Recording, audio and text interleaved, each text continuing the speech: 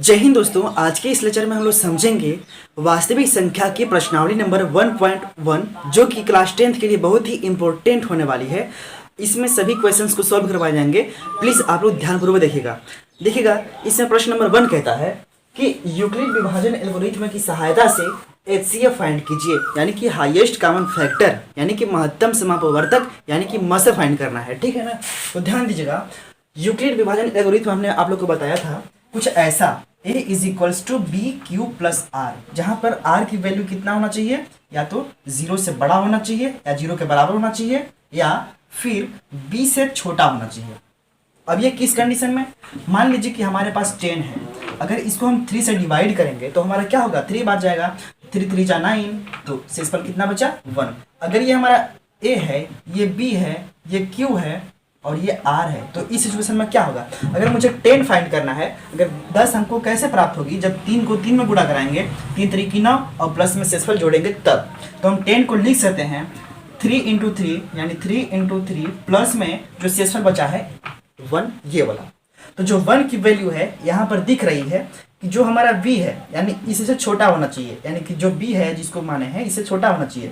मान लीजिए अगर इसके बराबर हो जाए, यानी कि 3 यहाँ पर अगर हो जाए तो एक बार में से कट जाएगा आराम से ना, एक बार में तो कट ही जाएगा।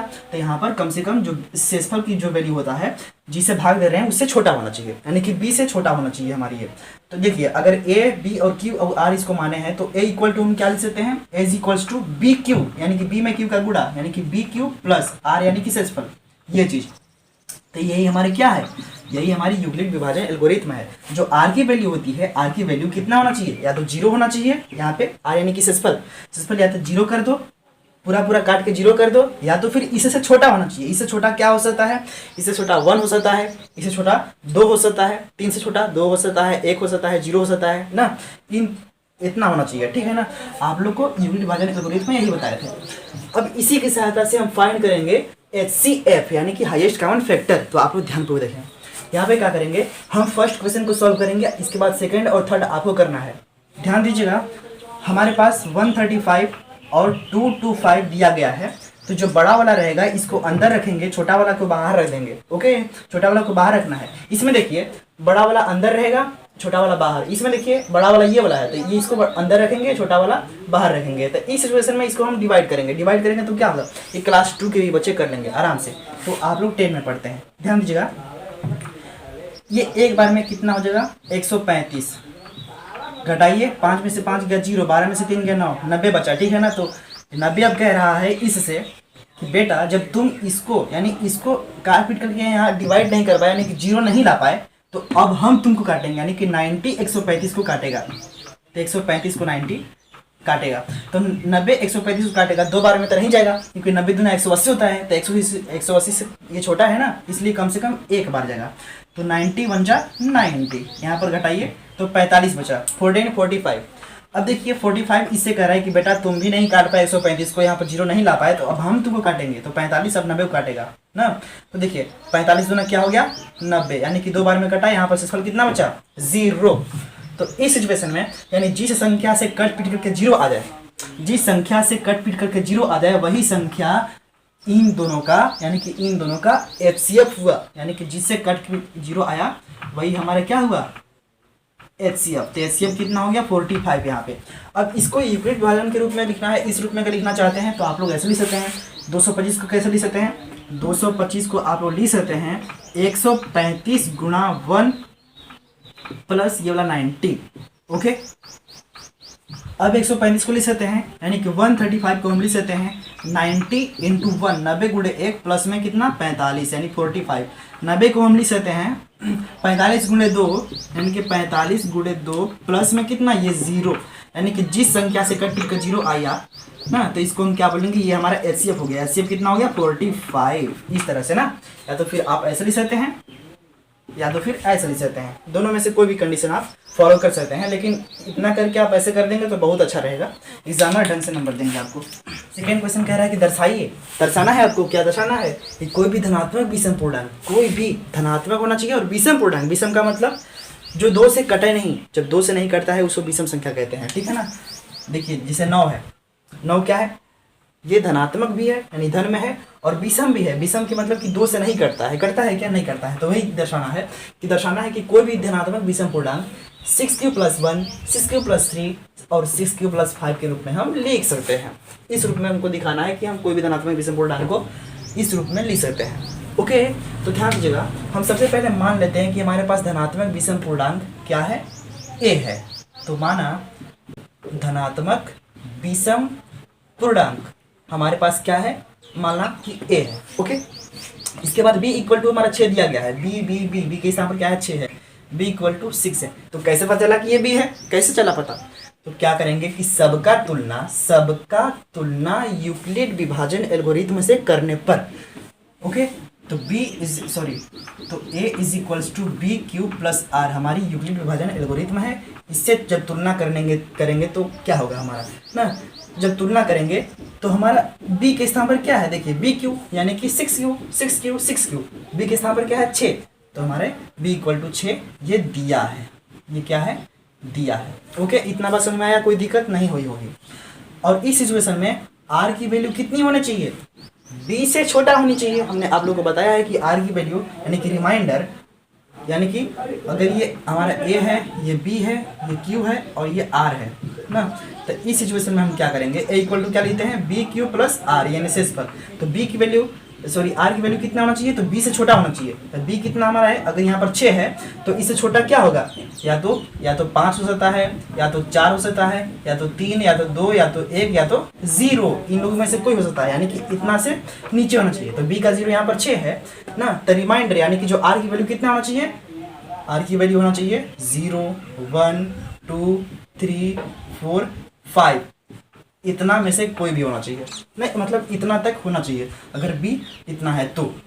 और b हमारे कितना दिया गया है, b हमारे कितना दिया है, 6 दिया गया है, इतना आपको पता चल गया है। तो इस सिचुएशन में हमारा इक्वेशन क्या बनेगा, इससे ना, इस सिचुएशन में हमारा इसकी सहायता से इक्वेशन क्या बनेगा, तो a = bq, b के स्थान पर क्या है, 6 है, तो 6 और q + r के स्थान पर हम 0 रखेंगे, 1 रखेंगे, 2, क्योंकि r है यानी शेषफल हमारा 0 से लेकर 5 तक होगी। कितना r की वैल्यू कितना होगा, 0 से लेकर के 5 तक, यानी कि 0 से बड़ा r की वैल्यू होगी, और 5 या 5 के 0 या 0 के बराबर या 0 से बड़ा, 5 से छोटा या 5 के बराबर, ठीक है ना, यानी कि b की वैल्यू होगी, यानी कि r की वैल्यू 0 से लेकर 5 के बीच में होगी।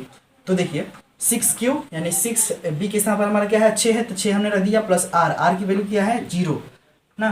फिर a = 6q + 1, r के स्थान पर देखिए चेंज कर रहे हैं, 1, 2, 3 ऐसे करेंगे, 0, 1, a = 6q + 2, a = 6q + 3, a = 6q + 4, a = 6q + 5। हमारी संभावित परिणाम कितना हुआ, संभावित परिणाम हमारे पास मुख्य रूप से कितना हुआ, इतना हुआ, ठीक है ना। इतने संभावित परिणाम आएंगे अगर b की वैल्यू हमारी 6 रहेगी, तब शेषफल या तो 0 हो सकता है, या तो 1, 2, 3, 4, 5 इतना हो सकता है, यानी 6 से नीचे ही होगा। अब आप लोग ध्यान दीजिएगा, कह रहे हैं कि धनात्मक विषम पूर्णांक कौन को लिखना है इस रूप में। तो विषम पूर्णांक देखिए इसमें कौन है, ये हमारा सम है। आपको कैसे पता चला, ये विषम है, कैसे पता चला, अगर q की वैल्यू अगर मान लीजिए हम 2 रखते हैं, 2, तो देखिए 2 छक्का कितना हो जाएगा, 12 को 0 में ऐड करेंगे तो कितना होगा, 12 ही आएगा ना। यहाँ पर 2 रखिए तो कितना आएगा, 6 दूना 12, अब एक ये यहाँ पर हो गया 13, यहाँ पर 6 दूना 12 और 2 14, ये कितना हो गया, 6 दूना 12 और 3 15, ठीक है ना। 6 दूना 12 4 16, 6 दूना 12 5 17, ये ना। तो देखिए ये वाला हमारा सम हुआ, क्योंकि सम वो होता है जिसको हम 2 से हम काट देते हैं।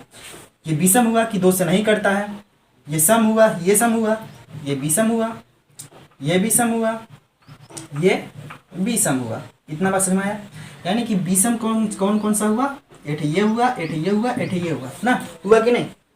इसलिए यहाँ पर हम लिख सकते हैं कि अतः आप लोग लिख लीजिएगा ना, अतः यहाँ पर आप लोग लिख लीजिएगा कि हम कोई भी धनात्मक विषम पूर्णांक को 6q + 1, 6q + 3 और 6q + 5 के रूप में हम लिख सकते हैं। कुछ नहीं करना है, बस आप लोग को इतना ही करना था, ठीक है ना। आप लोग को बस इतना ही करना है सेकेंड क्वेश्चन में।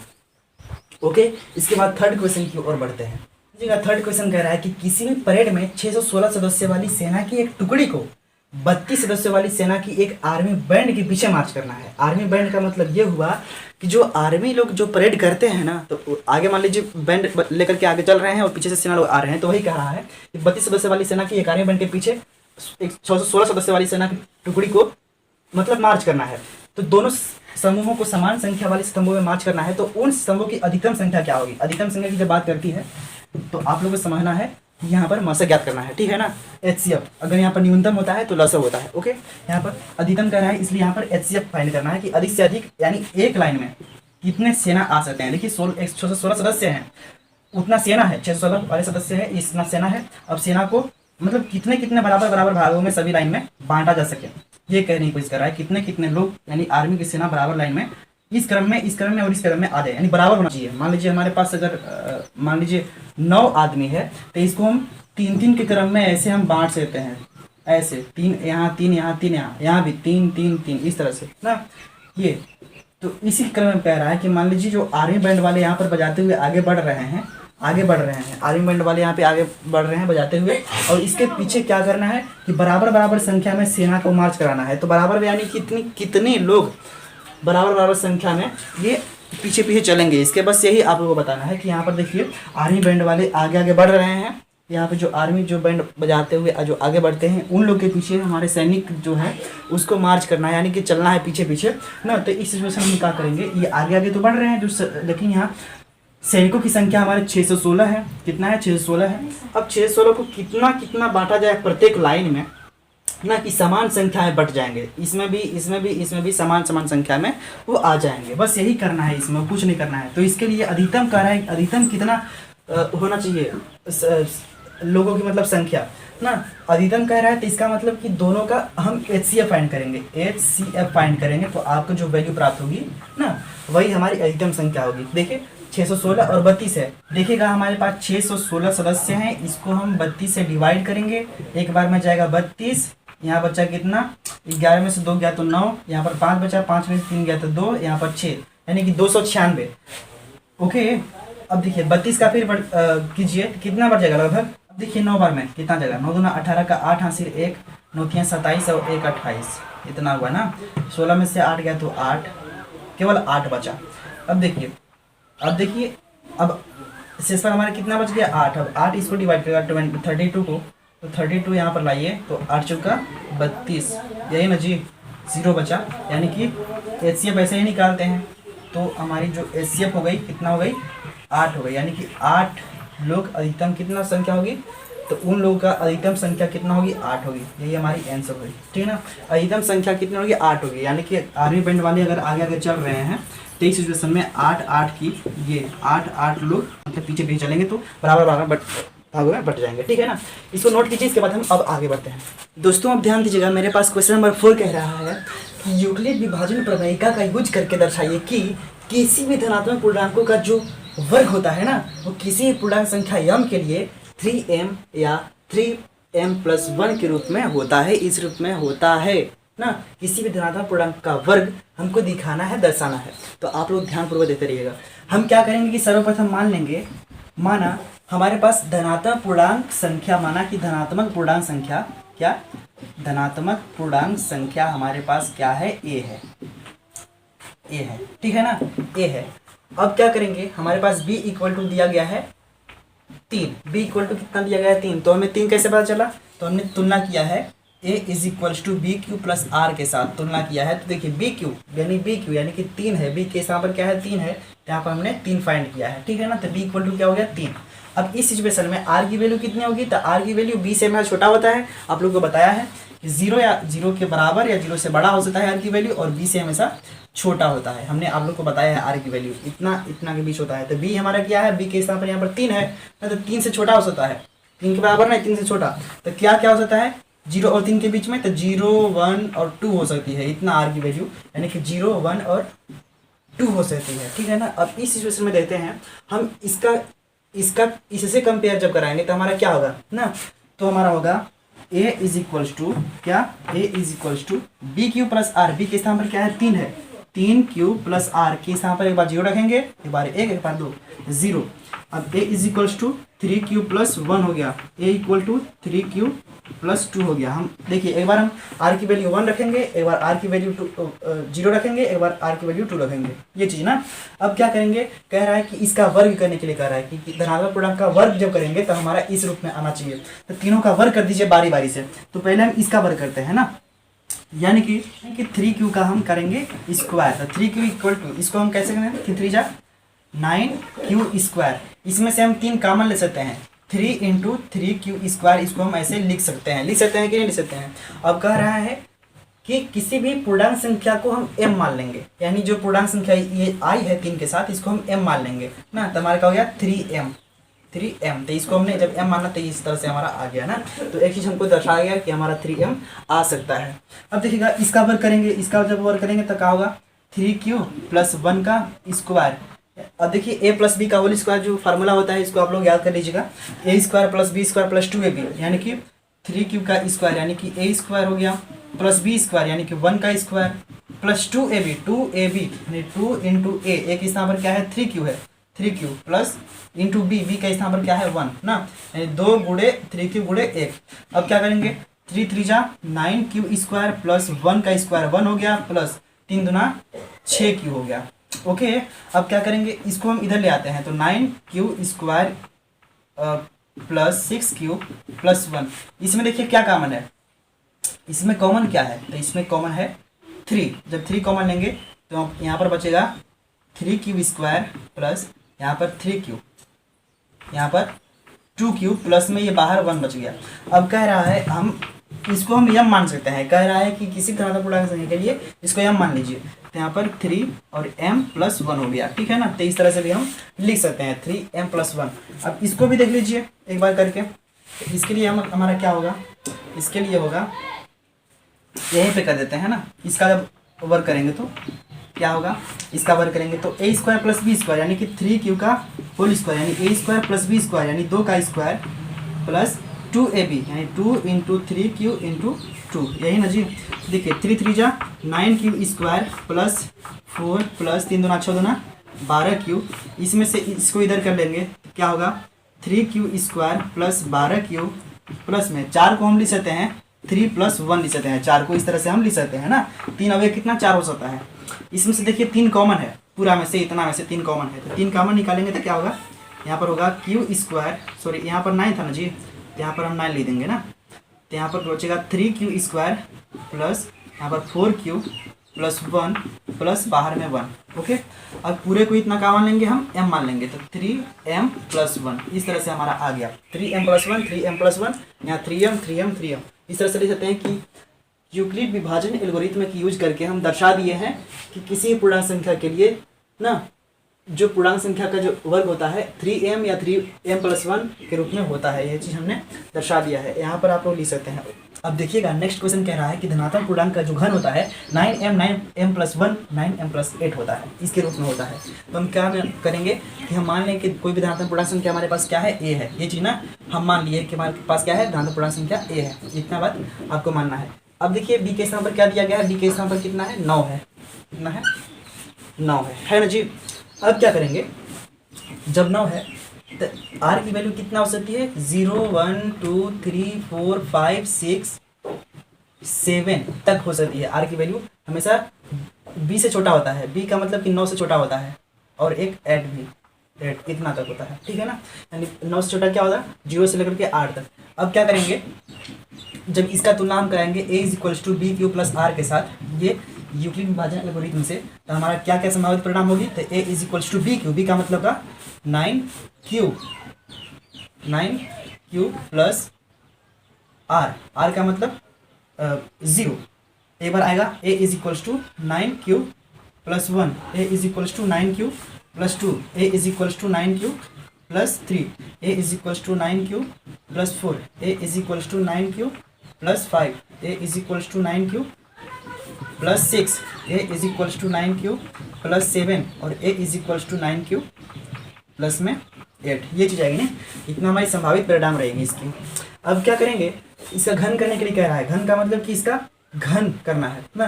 तो इसका घन जब करेंगे तो हमारा क्या होगा, बारी बारी से कर लीजिए। जब 9 क्यूब का जब घन करेंगे तो हमारा क्या होगा 9 नवा 81 और 81 नवा 729, 729 होगा, ठीक है ना। क्यूब इतना। अब इसमें से हम कॉमन ले लेंगे, कितना 9 कॉमन लेंगे। जब 9 कॉमन लेंगे तो हमारा क्या बचेगा 81 बचेगा, 81 क्यूब। अब इस पूरे को क्या मानना है, m मानना है, तो 9m हो गया। इस तरह से हम 9m को लिख सकते हैं। अब इसको भी वही कीजिए, इसका यानी कि 9 क्यूब प्लस 1 का घन के रख लीजिए। जब घन करेंगे तो हमारा a प्लस बी का होल क्यूब का फार्मूला लोगों को पता ही होगा, तो a cube plus b cube plus 3ab ना।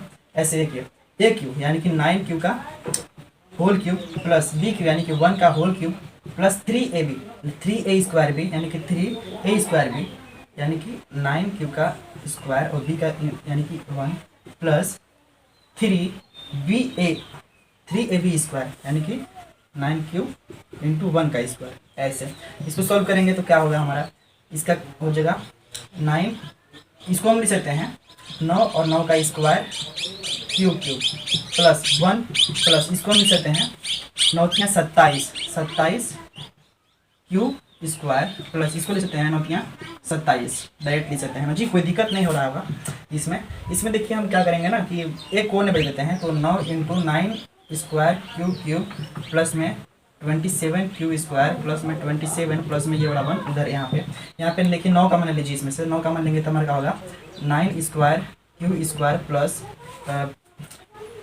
3 क्यूब स्क्वायर प्लस 3 इतना प्लस में ये वाला 1 यहाँ पे। इसको पूरे को हम मान लेते हैं तो 9m प्लस 1 इस तरह से हमारी आ गई ये वाला भी। अब वैसे ही करेंगे आगे तो आ जाएंगे, ठीक है ना। आप लोग कर लीजिएगा आगे इसका बारी बारी से।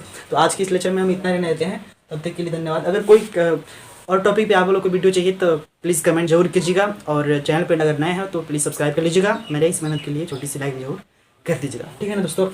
अब मिलते हैं अगले लेक्चर में, तब तक के लिए धन्यवाद। हमसे जुड़े रहिए आप लोग।